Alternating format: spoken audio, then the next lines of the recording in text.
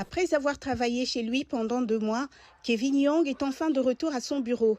Il est le directeur régional de Standard Chartered Bank à Shanghai et s'assure que tout se passe comme prévu. Nous avons pour objectif de rouvrir nos points de vente dès que les conditions le permettront.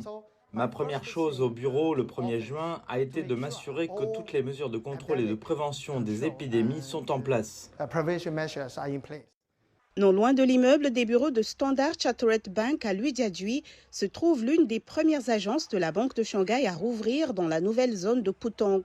Lors de son premier jour de travail, après l'épidémie, la banque a traité plus de 2000 transactions pour plus de 300 clients. Les clients qui viennent en présentiel maintenant sont pour la plupart des personnes d'un certain âge, car nous sommes l'une des principales banques qui effectue les paiements des fonds de pension à Shanghai. Le 1er juin, le nombre de clients était 3 fois plus élevé qu'avant l'épidémie. Les restrictions strictes contre la propagation de la Covid-19 à Shanghai au cours des 2 derniers mois ont créé beaucoup de défis pour les entreprises, y compris celles du secteur financier.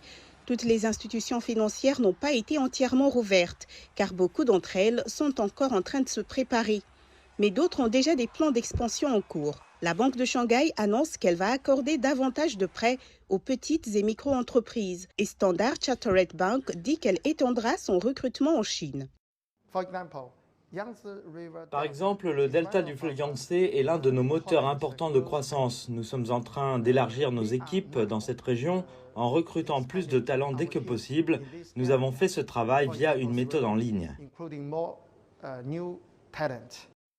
Le quartier de Lujiazui à Shanghai abrite les sièges sociaux de quelques 130 transnationales. Plus de 40 000 entreprises employant 500 000 personnes travaillent pour assurer le fonctionnement stable du secteur financier chinois.